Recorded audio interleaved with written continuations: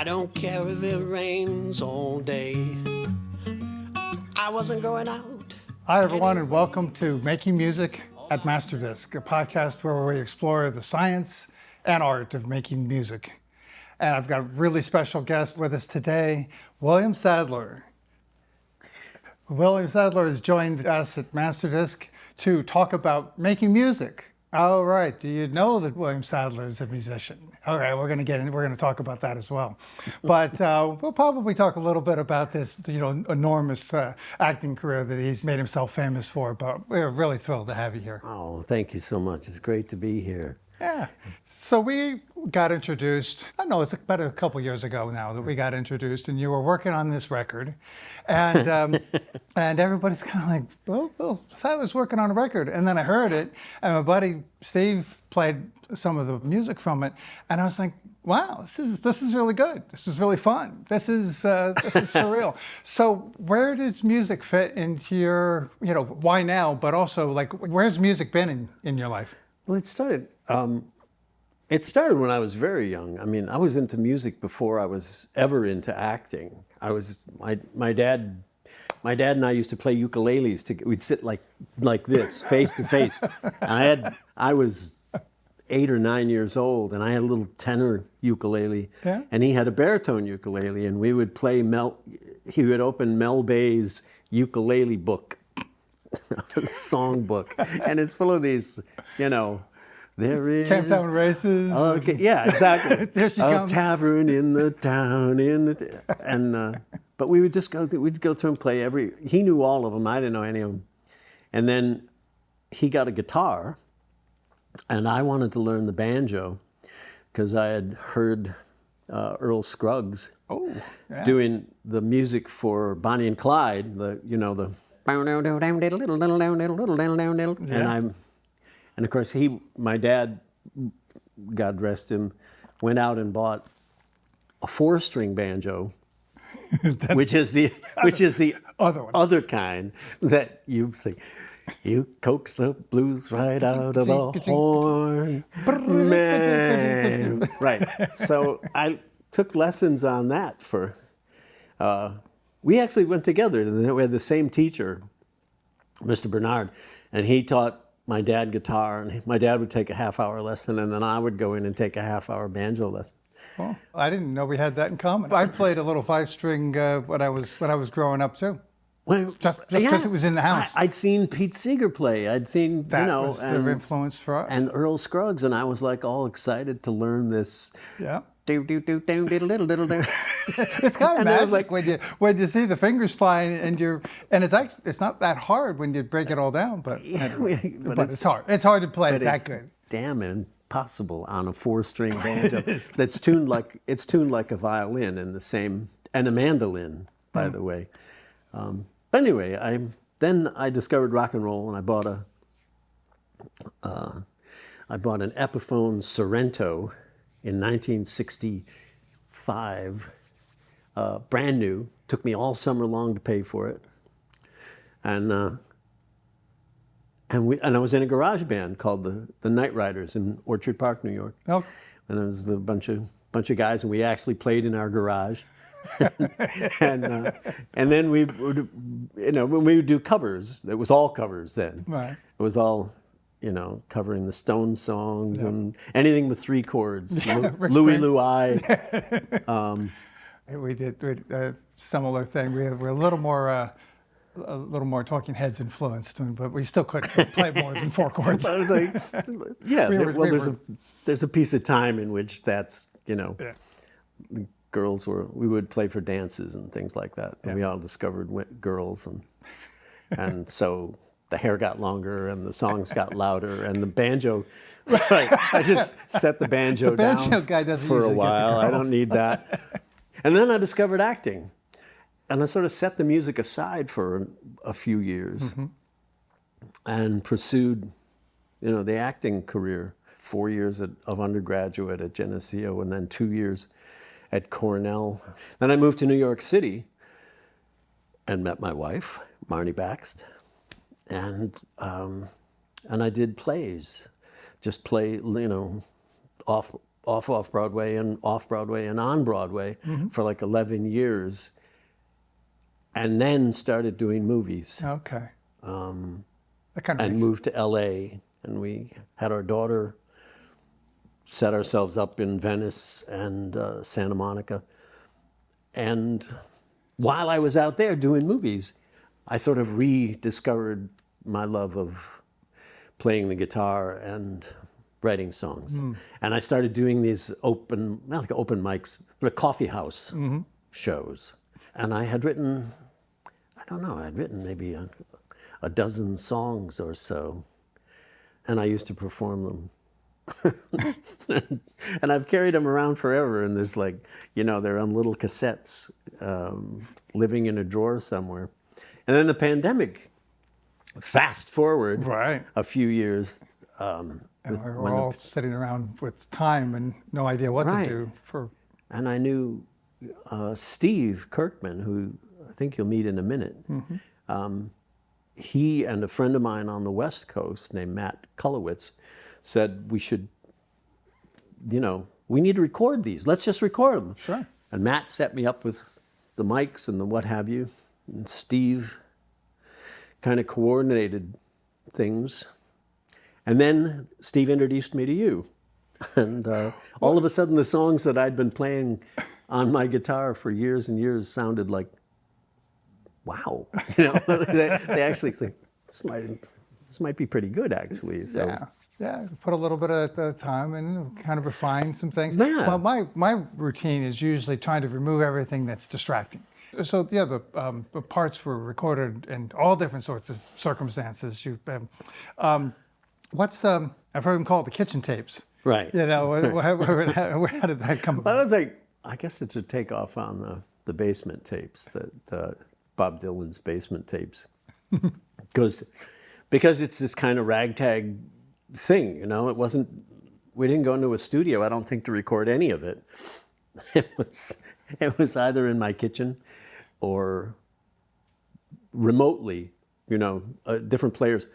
Denny Bonet plays violin on a number of songs, and she's just like astonishing. She was so great. But we'd record the song, and then send it to Steve, and Steve would get it to Denny, or John Colbert, who plays piano on some of them. And the stuff really started to sound amazing, when it was polished up.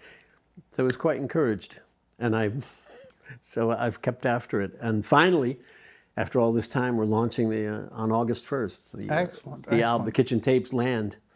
Yeah. Available, coming to an eardrum near you. In all the common formats, and streaming, and some CDs will be made. And vinyl, maybe. Yeah, I'd love to see us make some records. We kind of know how to make records here. That's one of the Is that what you things we do? Yeah, it's one of the things we do. I keep wondering, because it's this wonderful dark place. Yeah, in a little room next door. I've seen the setup. It's extraordinary. Nice. It's extraordinary. It's fun. The tours when the millennials come through, and it just kind of like, we've sort of heard about this stuff, but this is not anything like what we thought. Right. we walk down the hall, and the albums on the wall are always impressive. It's like the first time I went to Graceland. It's this funny little mansion, and it's smaller than you think it should be for someone who is so huge in legend. And you go through it, and there's the jungle room, there's other rooms, and then you turn a corner, and there's a hallway that has his gold albums and his platinum albums, and it's just like endless. It's just miles and miles of platinum and gold, and selling millions and millions of albums in Lithuania. People that don't even speak English and then you go, yeah, I get it. Yeah. Now I know why. I had you a know. similar vibe in Motown in Detroit. I've never been. I would love to go. Yeah, the two houses that were put together there and made the studios, and they had the whole The row. Snake Pit and the Funk Brothers.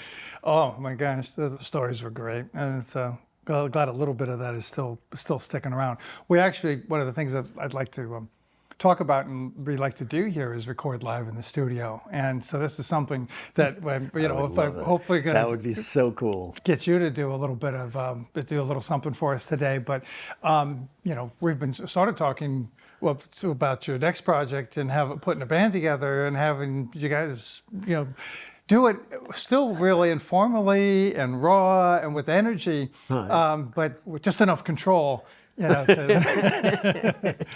Or maybe just enough out of control for it to be fun. There's just something magic about the days when the recordings, you listen to recordings from the 30s and 40s and 50s and so on, where they sat in a room and they set the mics, even the early Beatles things, they just set the mics. Everybody played, everybody sang, and we do a take, and everybody got it right.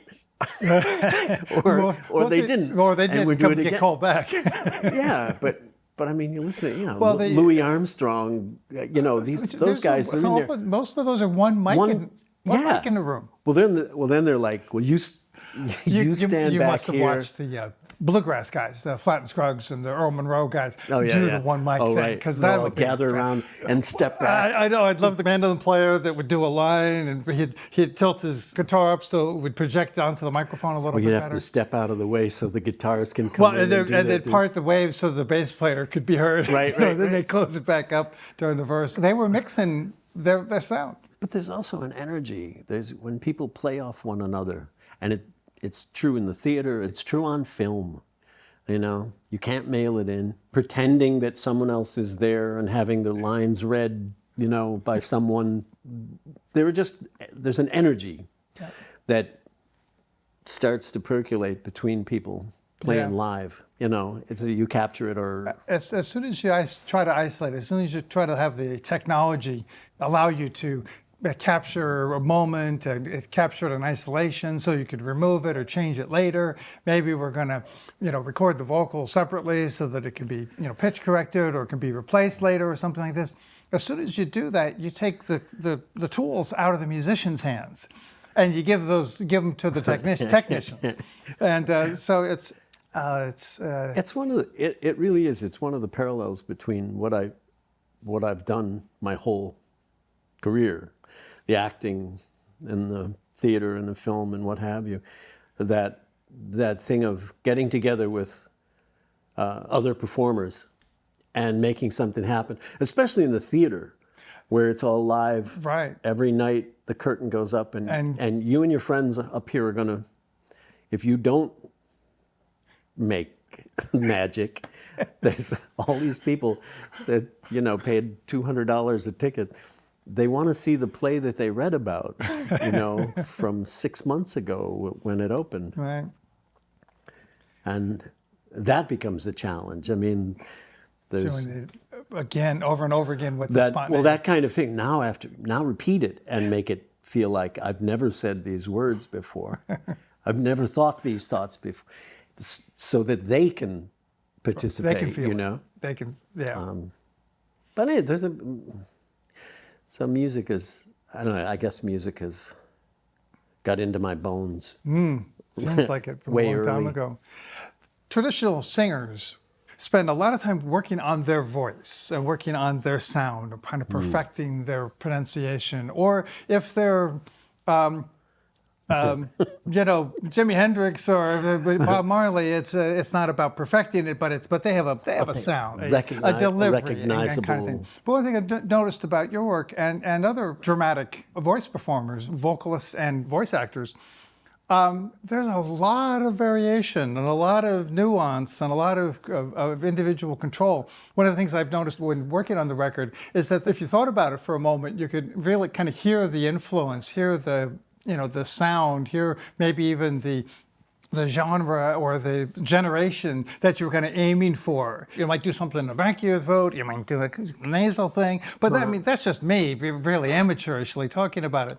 I noticed on something we're working on recently that it's even in the I'm using the word wrong. It's really dangerous for me to talk about acting. But okay. the sort of the effect that happens at the end of a phrase, and you were doing that on one of the songs, and I'm like, holy crap! It's like that's really something that you picked up on from a particular Nat King Cole kind of thing. That was the way he exhaled was important. I think, in my particular case, I think what happens to me is that when I'm writing the songs, I tend to, like I do when I'm reading scripts, I see characters. So whenever I write a song, there's a person who's singing it, and it may not be me.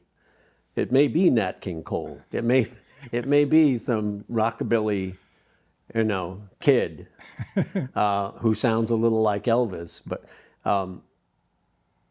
but I guess I tend to lean into it because I hear that's how I hear it when I write it, and it helps me to. I mean, I've written songs for women to sing. Taking on the character helps me figure out what they would say and how they would say it. So when I perform it, it comes out. It comes out that way. Well, yeah, simple stuff. Like would they speak in rhymes? Would they, with their choice of words. Their vocab. The rockabilly kid's not gonna. It's not going to sound like Nat King Cole. Right. I think a lot of vocal performers might be a little intimidated or even concerned that they may be trying to do too much, trying to be confusing. But it's not done casually. It feels like it's part of the song for you. It's like you couldn't sing it another way. I guess I think it just has to do with that I've spent so many decades as an actor, taking on characters, letting myself slip into the shoes and the skin and the voices of the people that I've played, and it's kind of it's hard to turn it off. It would be, I mean, really successful singers always they have a sound, like you said, like Jimi Hendrix or Janis Joplin. I mean, you hear 3 notes and you know who that is. Right. Willie Nelson. Right. They're like just this like automatic recognition of who that is that's singing. But that's really different than a character actor, right? That has to come in and not be completely like so already ingrained in your head. I mean, it's not to pull out any one person in particular, but as soon as I see Will Ferrell on the screen, I have a pretty good idea what character he's going to be given to play, and he's going to do it, amazingly well. And you're going to laugh. Of course, everyone's a little curious what it's like to, the acting side of things. We're here really to introduce you in your music, but you have a current project that's just about to come out. Probably by the time this airs, it will actually be available. Called Full Circle. It's a 6-part miniseries for HBO Max that Steve Soderbergh directed, which was astonishing, which was great. I think I'm in 4 of the 6 episodes, and my friend Ed Solomon wrote the script for, and he wrote the Bill and Ted movies. He wrote the Men in Black. He's just he's a brilliant writer, and between the two of them, Soderbergh actually, when he films, I had never worked with him before, and it was very much what we were just describing, where you put the actors in the room and say, go. And he would hold the camera and move around, until he felt, whatever magic was going to happen was going to happen. Mm-hmm. And it's a very quick way of filming. It's not, I mean, I've worked with a lot of directors that it isn't always like that. It's sometimes it's very technical, right. And hitting your mark and finding your light and blah, blah, blah. And we have to adjust in different sizes. And it takes all day long to shoot this one little thing. But his style just lends itself to the kind of play when actors just go for it. Yeah. Just go for it. Yeah. We'll catch it. Don't worry about it. Go. You know? No, that's great. I love that. Let it fly all over the place, and we'll follow you. Right. Kind of thing. It's it takes a little while for musicians to come into our space to kind of get used to that. We've got one singer-songwriter that's come up to do a couple tracks with us, and he's going to come back and do a few more. And I could tell when he was playing, he was listening to what he was playing, and he was kind of, his engineer side of the technical side of his brain was kind of working. I'm in a studio now. I should do this. He was like judging it as he was doing it. Yeah, it's sort of impossible to have that go for it kind of moment if you're thinking about what you look like or sound like. It's just not possible to. Well, I shouldn't say that. There are some. We'll put maybe Prince in a category or somebody like that. Right. That could analyze themselves down to a point, but they just keep working. Or they've just been doing it. Yeah. Until he knew it was right. And it still sounds like it just came out. Yeah, exactly. It sounds like he just made this up. Yeah. And it's so fresh. Quote from audio school was, go for spontaneity, no matter how long it takes. It was like that stuck with me it's all about being for 40 sincere. years or more. It's all about being sincere. As soon as you learn how to fake that, you're all set.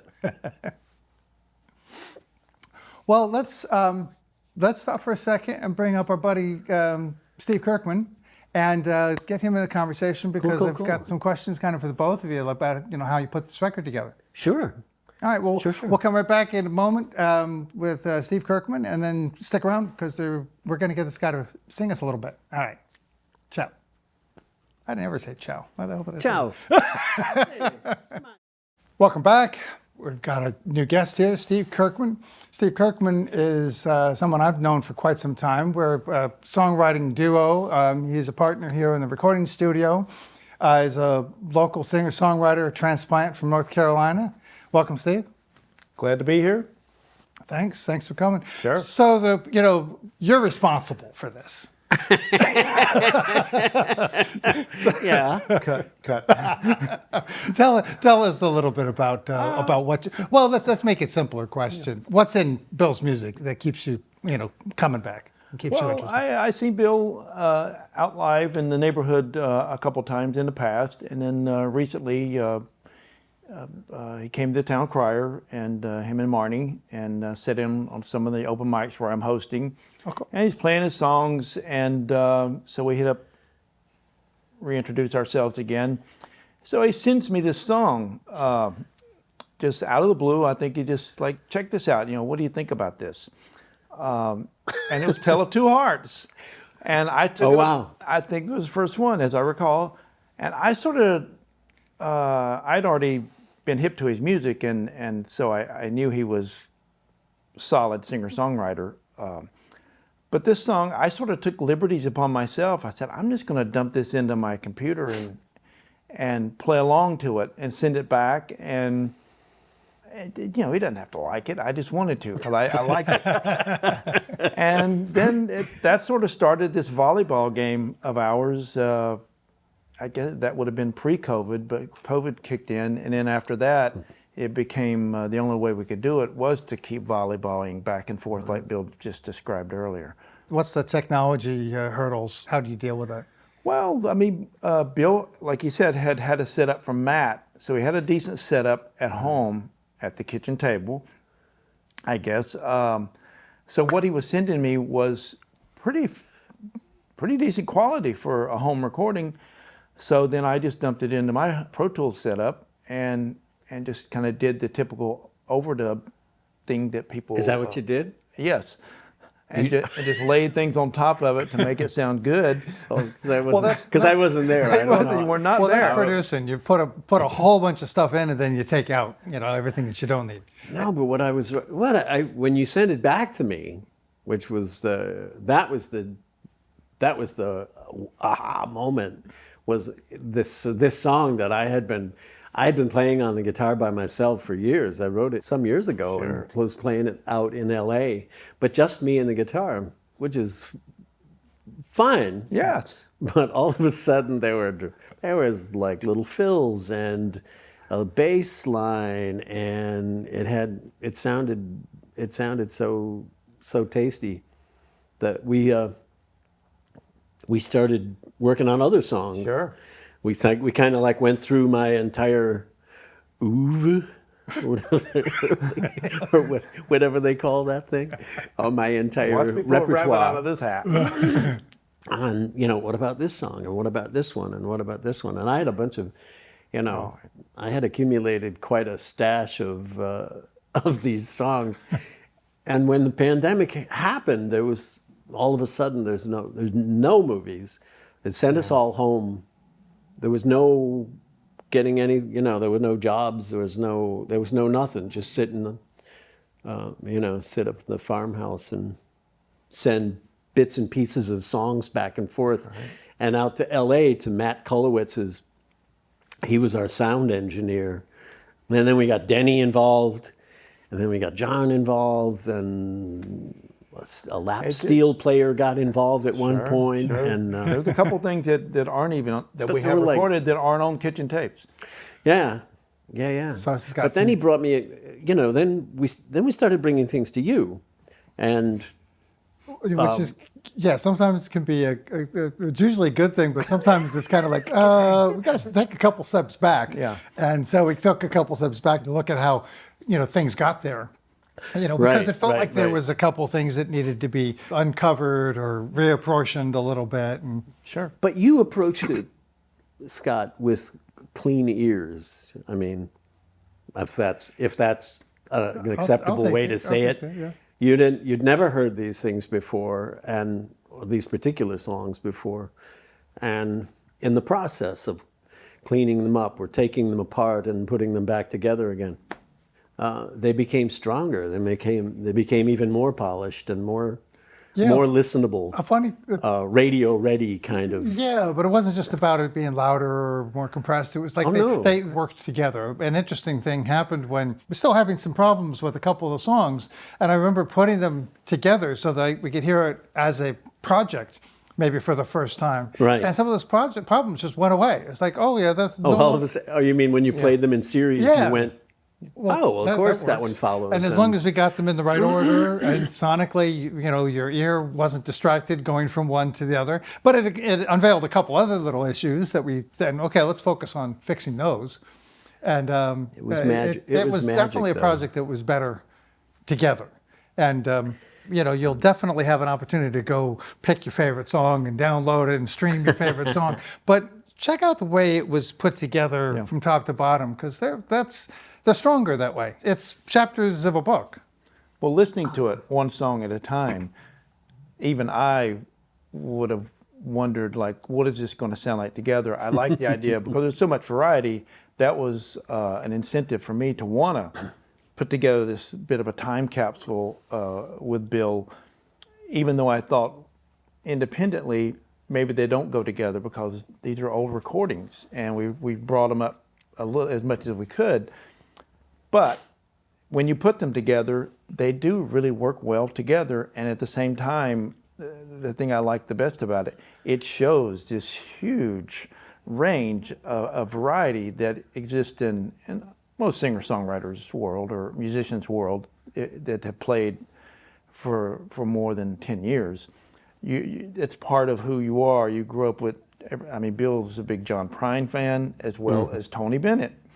So I share some of that. So that's in there. All those characters are in his musical library, Sure. and they come out.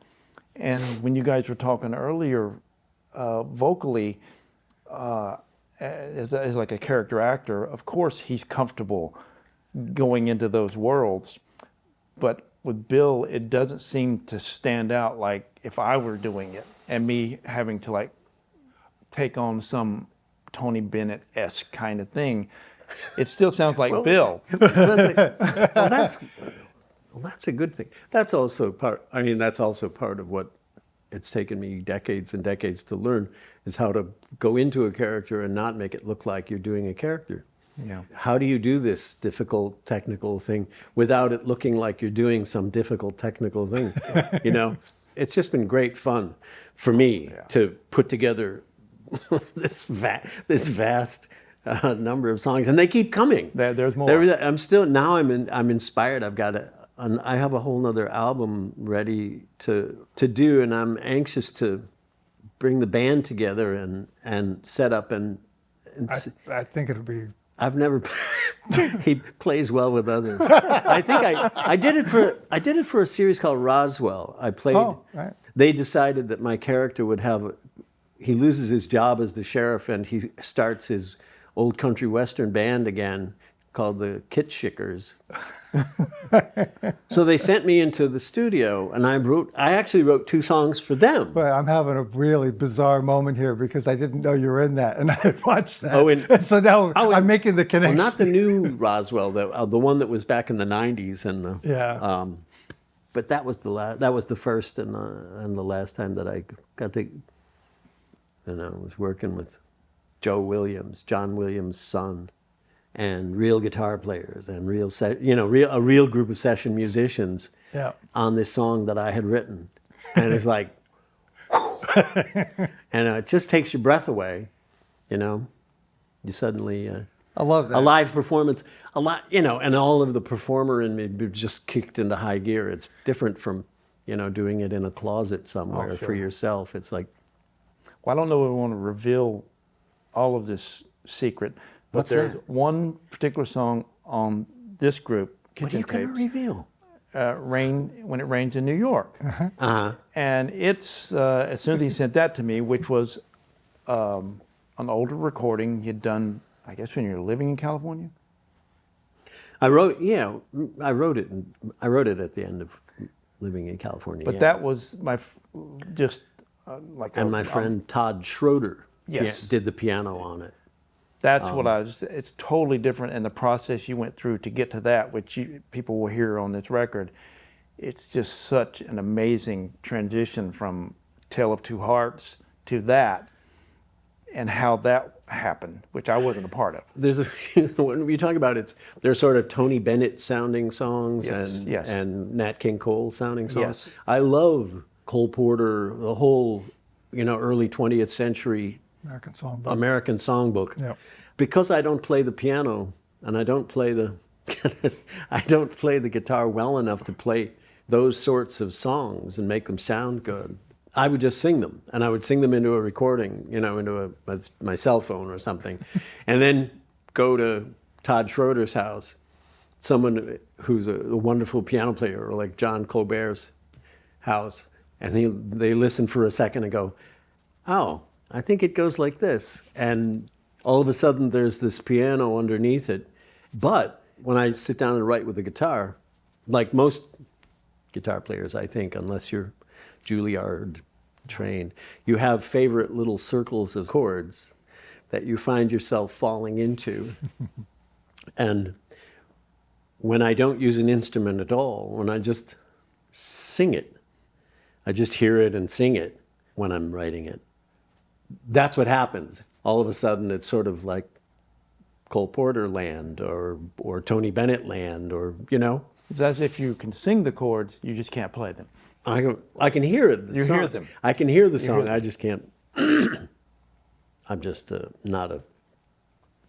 Well, it goes the other. Yeah, it goes the other way too. When you can. I have other skills. That's all. When you're. I just have other skills. Well, that's what my mother told. Is that you have other You'll be skills. good at. You'll be good at some things, Scott. Honest, I'm sure. But I've seen the sort of the opposite as well, where people are really talented and can play anything, but really don't have a fresh idea. It's like because everything that they play reminds them of this, reminds them of that. They're really good impersonators, but it takes you've got to kind of. I didn't, man, and again, maybe it's because of the acting. It's like I tend to think of songs as little stories.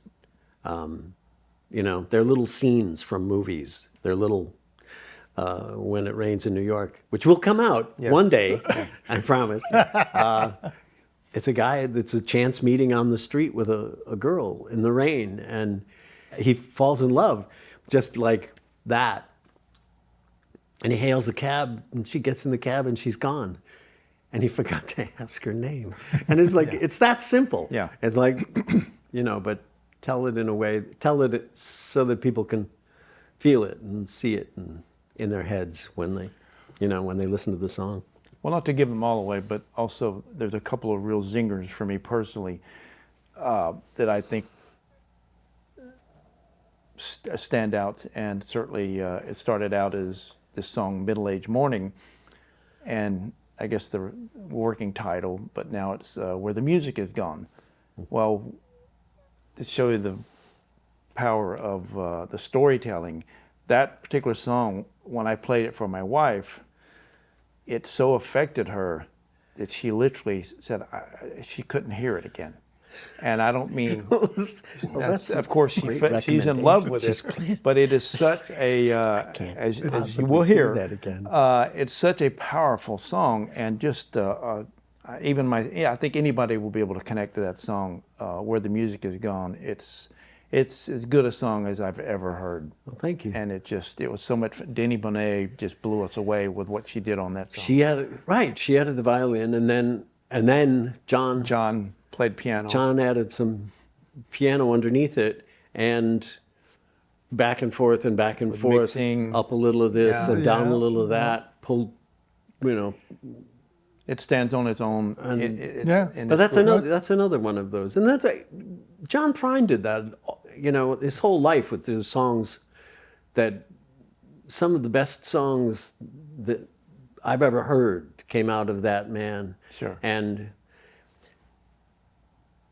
he's telling stories. It's just these simple little stories, and you get drawn in. You know the characters, and then you see the way it ends, and he breaks your heart, or you see the way it goes, and you're laughing with him. Yeah.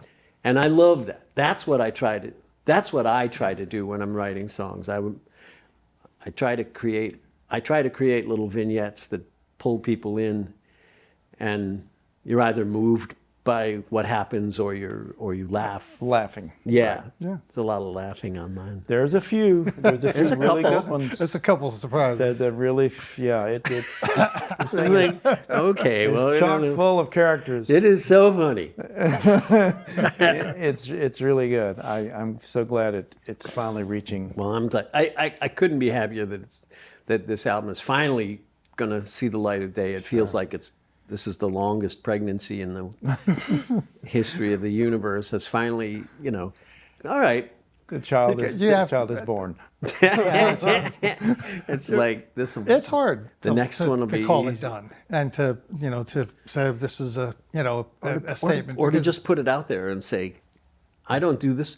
I would start every show with, I don't do this for a living. Right. That's right. Yeah. So I'm jazzed. Yeah. Anyway, We will. Spotify. What is it? Walmart. Pandora. iTunes, Apple Music. Yeah. All the major everything. places. Yeah. Wherever your eardrums, wherever you buy your music. Wherever you listen to your music, you're going to be able to hear You it. can download Yeah. this or that. I'm in the process of putting it together on Bandcamp. Yeah. So there's a website, and on Bandcamp, I think I'm going to offer CDs and possibly vinyl, and people can ask for an autographed one, just to, in case the music isn't I'm not buying it for the music, man. I want to be able to get something. William Sadler's autograph, dude. He was the Grim Reaper. I can get $20 for this. I can get 20. This must be worth like $1.50. Well, I always just hope that people, have an open enough mind to listen to the music take it at face value. But who they are and who the songs are and everything. Because honestly, when I'm working on it, when I was listening to it, when Steve and I are talking about what's in it, we know who you are, but that doesn't have, it has almost nothing to do with it, because now my eyes are closed and I'm just listening to what's the image that your music is giving me back.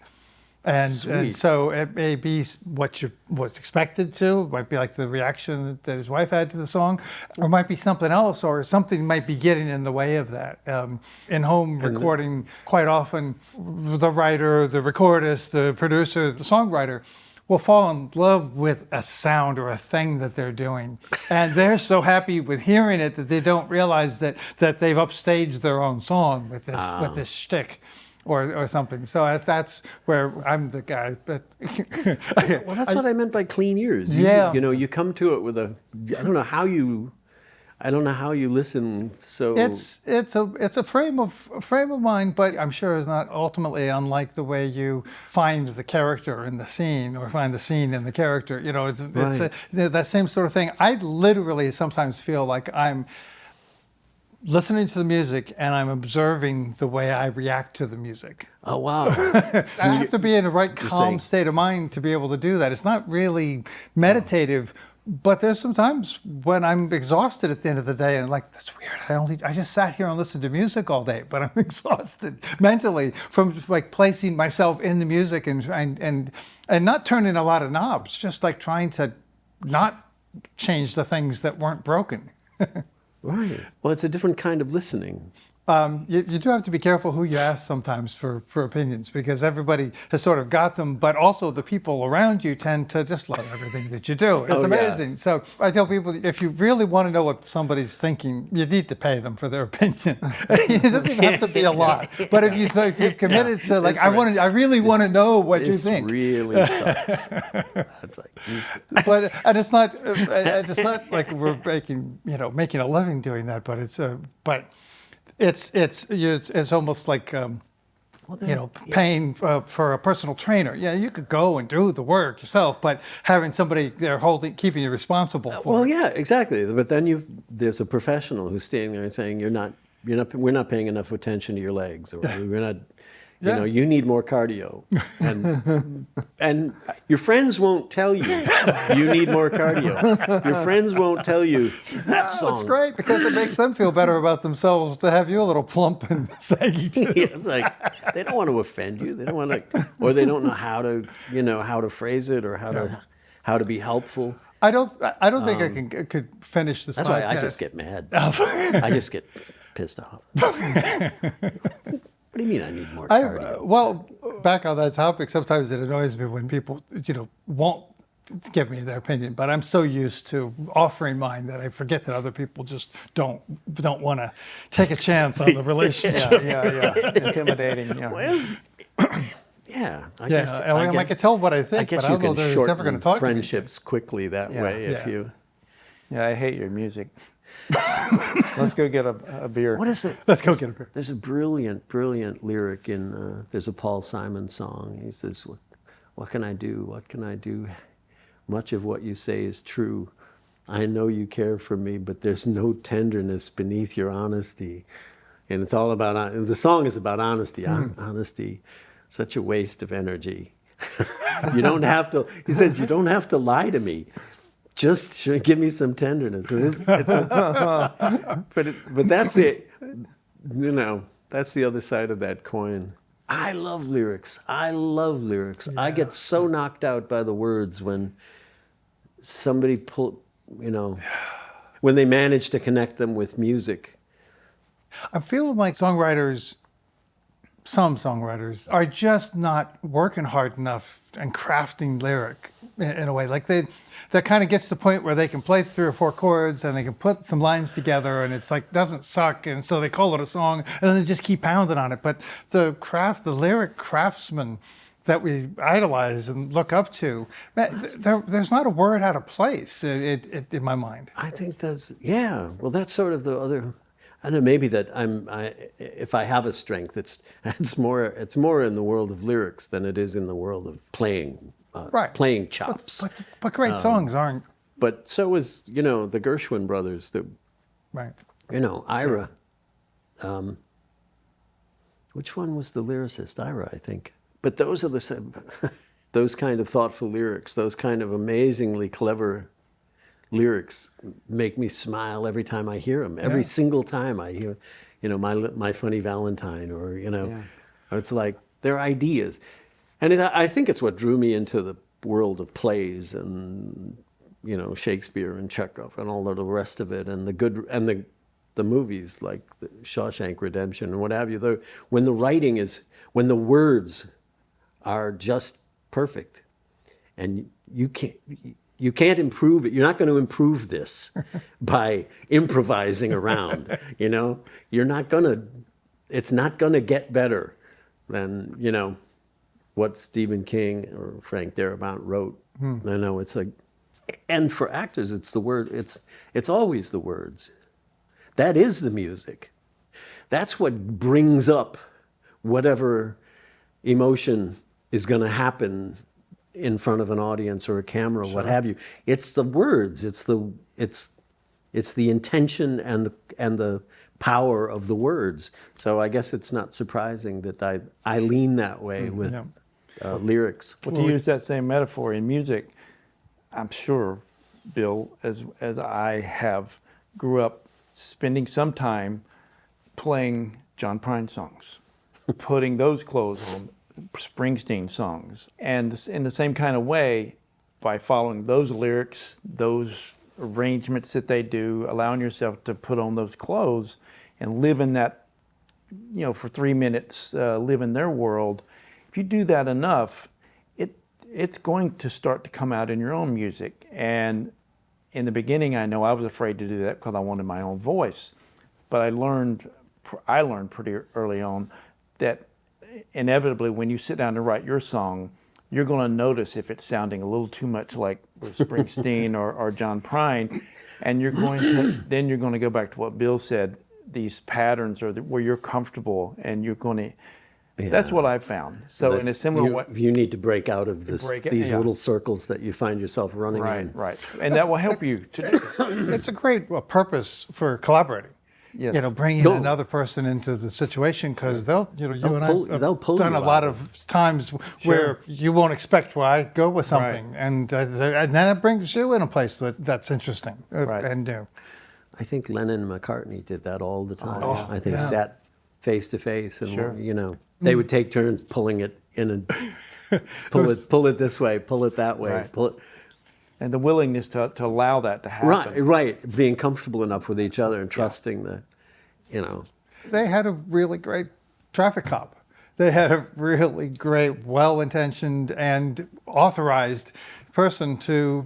in George Martin. Yeah, to say, that's great, but this isn't working with that. Work on that a little bit more. And they had the luxury of... They literally gave themselves the luxury of time in a way that I don't think everyone stops to think about just how many times. With these reissues of the boxes, you can see just how many times they played some of these songs as they refined them and refined them and refined them. And you get to the end of it, you almost never go like, well, the one that was great was far back. It's now improved and it's always moving forward in the right direction. And again, we talk about perspective and like what someone else brings to it. It's very hard to judge yourself while you're performing. It's detrimental. It's hard to shut that voice off, but it's really hard to be completely present and available to the scene or the song, I suppose. Right. While there's a part of your head going, oh, this isn't going well. Oh, dear. Right. What's the next line? Why is he looking at the floor? Oh, you know what I mean? There are these voices that you really have to shut them up. They don't serve you. Later you can, that's when it's really helpful to have outside eyes. What's kind of funny is that we're talking about lyrics so much, and it's in mastering, pretty much without exception.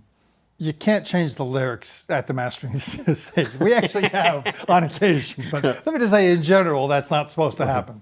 Yeah. So it's the one thing in the music, the same thing with solos in a jazz record. I'm not going to change the solo. You might edit them, you might take a solo out, but you can't re-perform it or anything. So mentally, my brain knows they're there and knows how important they are, but no, I can't really change them. So I'm spending all my listening about all of these support parts. And is there enough ear candy coming into here and there? Is the ear candy overwhelming? Is there the stuff getting in the vocalist and way stuff? of this? It's kind of funny. I've been told that I can listen to a song a bunch of times and still not really know what the lyrics are about.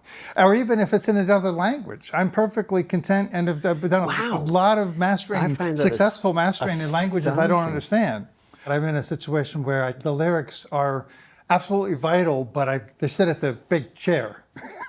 I can't do it. You can't change them. I can't change them, and I really want to celebrate them for the most part. And then the parallel side from the songwriter or the producer, these lyrics from verse to verse, the first verse, the choruses from one to the next, will require different nuance to be played to follow where the story is going. They can't be, in most cases, I'll speak for myself, they don't replicate because the story's moving. So it wouldn't be, the music suddenly wants to grow with it, and an obvious version is, music grows and swells and gets bigger and fatter and in the end, but that's not always the case. It depends on what the story is saying.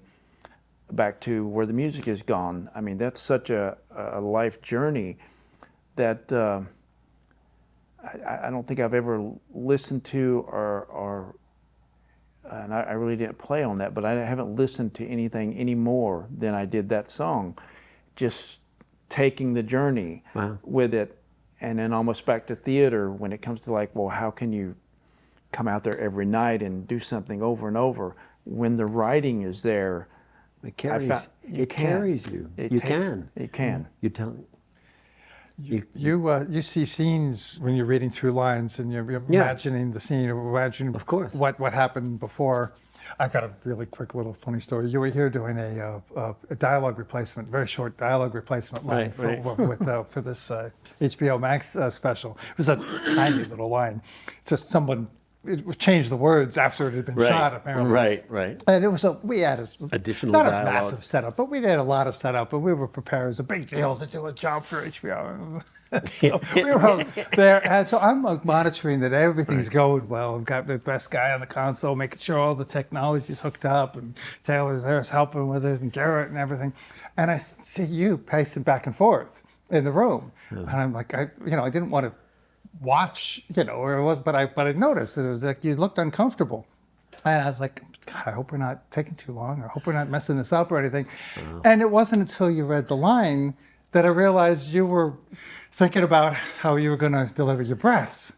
And so by doing a little moving, maybe you've done it subconsciously, but you were getting yourself moving because the scene was a walk-in scene. Well, they're going to drop that little tiny piece of sound into a scene where we're yelling at each other and the family's exploding, and there's the crap has hit the fan, and and the job is to hear where it's going, and you have to come in at that level, or it's not going to. It just isn't going to. Well, that's it. It's not going to fit. Because that's got to drop in. That scene is there. Everybody's silent. They're all shell shocked at that. And point. that I do, and that has to do with music as well, because you have to do that with all kinds of films and television, and it's the music of it that I hear when I have to jump in and do a line or change a line in the middle of a scene.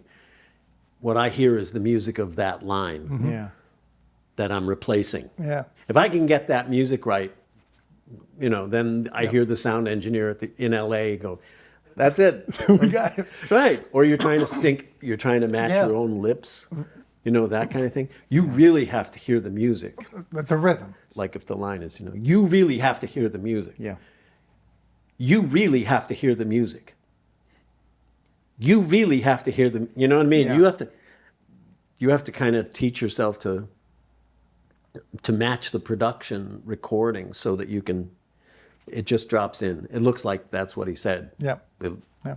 I was told recently by some production audio guys that so much of the audio that we hear on television shows is all replaced. Is this true? Do you do a lot of dialogue replacement after shooting? They don't. They try not to. They don't. It's Like street scenes and stuff become really hard to. yeah. Or to if mic. there's a big fan blowing because everybody's hair has to be in Die Hard 2. Everybody's out in the wind and the snow and it's and it's blowing.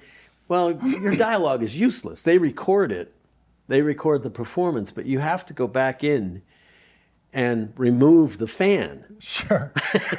This gigantic fan that they said, or whatever it was.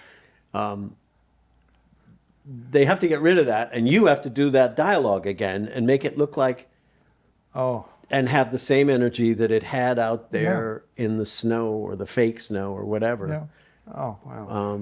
Yeah, I'm seeing this in So it's action. all, but that's when it's really helpful to hear what you did, kind of like music, and then just sing it again. Yeah. Yeah. Or sing it better.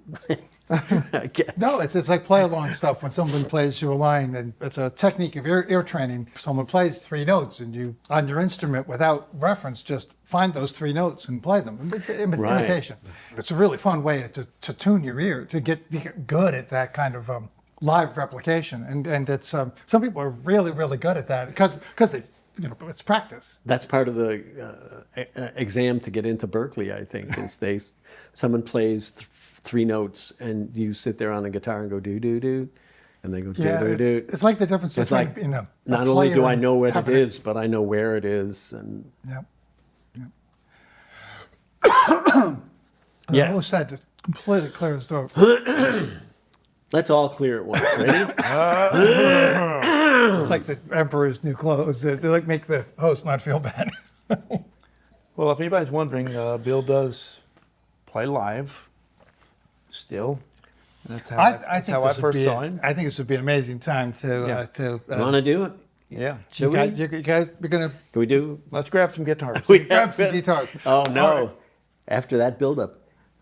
Yeah, Fortunately, that's sweet. nobody has a banjo. So we're gonna take another short break, folks. Do not go anywhere. We'll be It'll right only back. take about 30 milliseconds because we're gonna cut.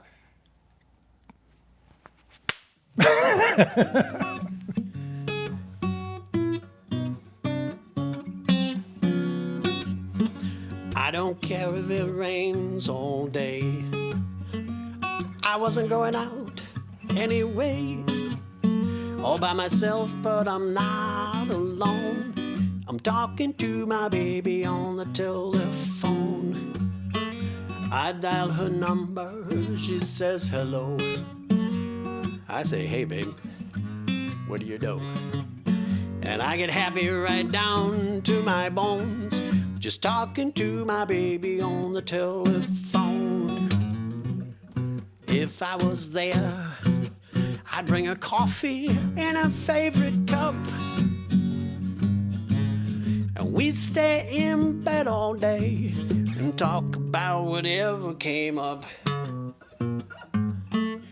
Now, if I was a secret agent man on a dangerous mission to the Yucatan, I wouldn't care if my cover got blown. I'm talking to my baby on the telephone.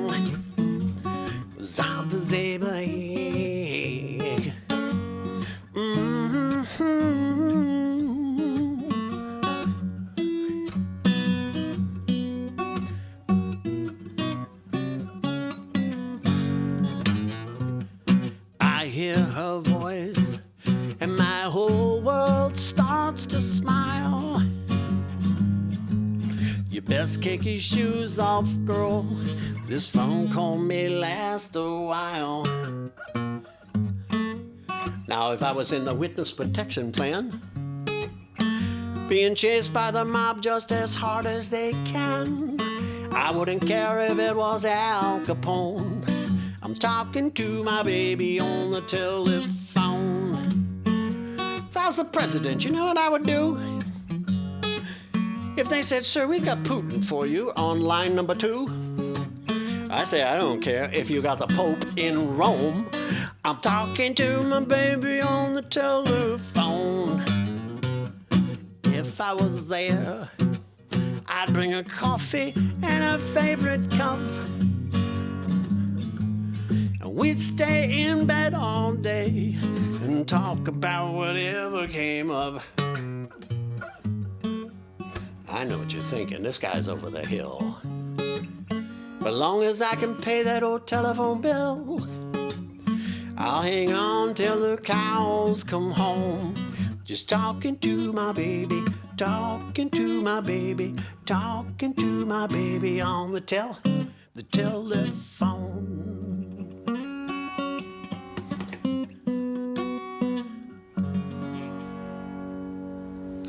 That's great. Thank you. Thank you very much. Good. Take care. Drive safely. Don't forget to tip your waitress. I hope you enjoyed watching our interview with William Sadler. When we made this video, we didn't yet have the vinyl, and today we do. This is Kitchen Tapes, and it's available at Bandcamp, williamsadler.bandcamp.com, where you can find the vinyl and the CD version of Kitchen Tapes. Really do hope you enjoy that. Please share your comments, like and subscribe, of course, to the video channel and to the podcast, and come back next time for more Making Music at Masterdisk.